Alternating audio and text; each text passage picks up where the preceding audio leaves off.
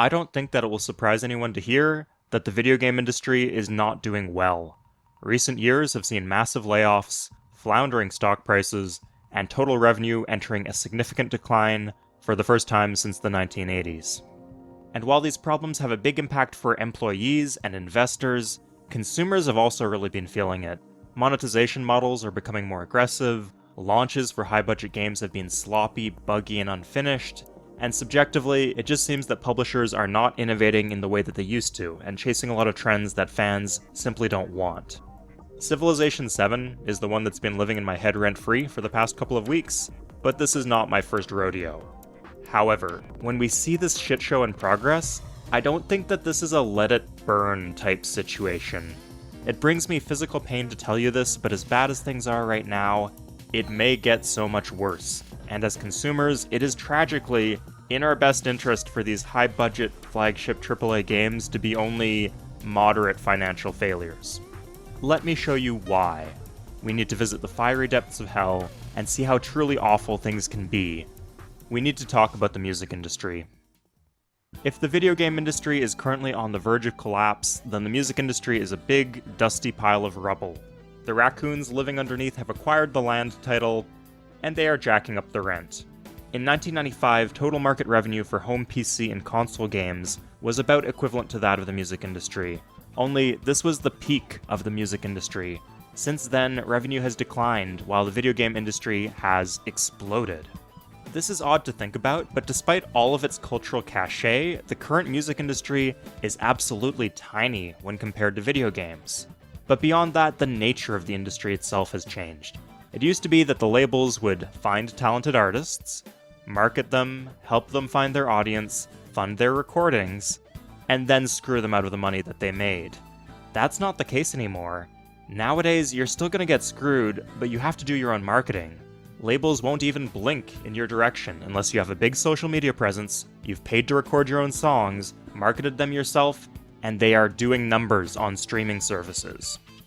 Spotify pays absolute shit. The amount it pays is going down, and they're finding new and exciting ways to squeeze a few bucks out of up-and-coming artists and funnel it into the mouths of the biggest musicians. You might hear that live music is where the money is at, but that's not true either. Bands can be labeled as best new music on Pitchfork and still have unprofitable tours and make less money than the janitor at the recording studio. It's a pyramid scheme, and increasingly, only Nepo babies can afford to buy in. The people in power do not create, they do not produce, they extract. They are rent seekers.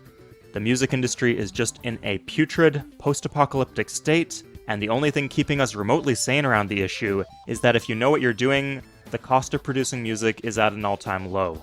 There is still good stuff that's being released that's made with a shoestring budget on someone's laptop.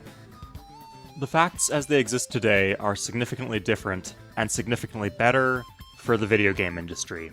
Take a look at these ridiculous lawsuits that have been successful at making musicians pay for basic building blocks of musical language. Imagine if the creators of Rayman sued the developers of Celeste for including double jumping in their game. And you can still buy games. Subscription models have not taken over yet. I had some hesitations around Steam when it was first getting traction, but it's been a marvel for consumers. I was able to get a humble bundle of all the Civ games and Sid Meier games for only $25 Canadian. That being said, the video game industry is definitely looking to make moves away from consumers owning things. So what was the tipping point for music? A lot of people would point to piracy in the 2000s, but I think we need to go back even further than that. By that time, the industry was set in its ways. Steve Jobs had to do ridiculous strong-arm tactics just to get them to price 40-year-old songs at 99 cents on the iTunes store. I think it goes back to the 60s. Before then, music was kind of seen like how we'd see magazines today. There was no real market for a single from 3 years ago, but once there started being catalog artists like Otis Redding and the Beatles, who would have significant sales in perpetuity, the game changed. Slowly, the industry became about milking existing properties for all that they were worth, and not taking risks on anything new. And this is the future around the corner for video games. To a certain extent, the biggest disaster so far in video games for consumers is not Cyberpunk or Fallout 76, it's The Sims. The first 3 Sims games were smash hits with universal critical acclaim. It is the 10th best-selling game series of all time in terms of copies sold. They released one mediocre game, The Sims 4, and then they just gave up. They eventually announced that they have no plans to release a sequel, and they are content to just milk the game for all it's worth until the end of time. I cannot stress enough how unhinged this is. Imagine a world where Sonic Adventure 1 and 2 and Sonic Heroes were among the best games of all time. So basically real life, but instead, after Sonic 06 flopped, they just pump it full of low-effort DLC and let that be the entire future of the franchise, instead of giving it another go. If you think that sounds alarmist or unlikely, let me ask you, why haven't we had a proper single-player follow-up to Fallout 4, GTA 5, or Skyrim? These are massively popular IPs, but they seem hesitant to just release another game.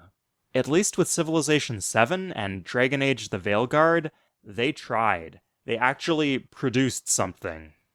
But no, if the video game industry gets it in their heads that they cannot make money off of new titles, they will just stop trying to make games and resign themselves to hoarding the IP of games that already exist and keeping the price artificially high.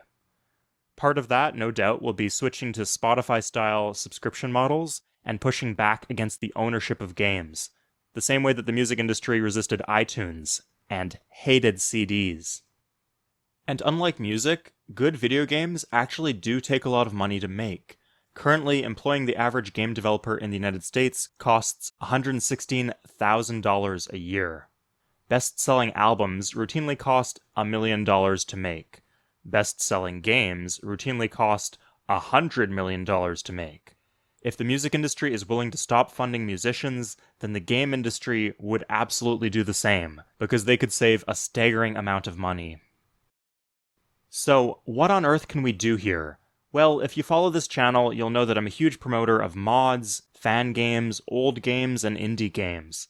And while playing ROM hacks for Super Mario World while you're waiting for No Man's Sky to get patched probably solved your problems at an individual level, it did not solve things collectively. We need a healthy market for games where developers are rewarded for making something new. I have some constructive tips for how we can accomplish that. The first, chill the fuck out about graphics. Adjusted for inflation, games for the SNES each costed $120 to buy in store. Donkey Kong Country costed a little over $2 million in today's money to make, and featured state-of-the-art pre-rendered graphics. Cyberpunk 27 costed $514 million, even with all the shortcuts that they took. Release prices have effectively gone down, while development costs have continued to increase exponentially. Video game hype is largely driven by the promise of spectacle, and it cannot be sustained. Not everything needs to push the limits of how good graphics can be, and not everything needs to be massive and open world. I also think that we should push to support monetization models that involve paying to own things, and move away from subscriptions and microtransactions. It's best to buy a lot of games, but use the Steam refund system or other methods, so you know what you're getting. We should be okay paying a bit more for AAA games, if the game is actually finished. So stuff like Elden Ring and Baldur's Gate 3, I realize that these are the best of the best, but we should expand this thinking towards games that are reasonably finished, but only just pretty solid. And yes, I'm talking about Humankind here. Maybe. I only ever played the demo and I didn't like it. But the studio has made other good stuff, and I don't think that they should take a massive financial hit over this. One more good heuristic. What is the background of the person running the show? If they have a background in game design, they probably want their company to make games. If they have a background in business or in raising venture capital for .com IPOs, they probably don't want to make games and they just want to make money. Like I've said before, I am very critical and skeptical of developments in the modern game industry, but at the same time, I think we should be thankful that all these cool ideas are getting huge budgets, even if they're being a bit misused. As bad as things are now, things have the potential to be infinitely worse if publishers decide to stop putting money into the franchises and genres that we care about. I'm okay with every entry in the Heroes of Might and Magic franchise since the third being a bit of a disappointment, as long as it means that they're continuing to try, because God knows, in some cases, they have stopped trying.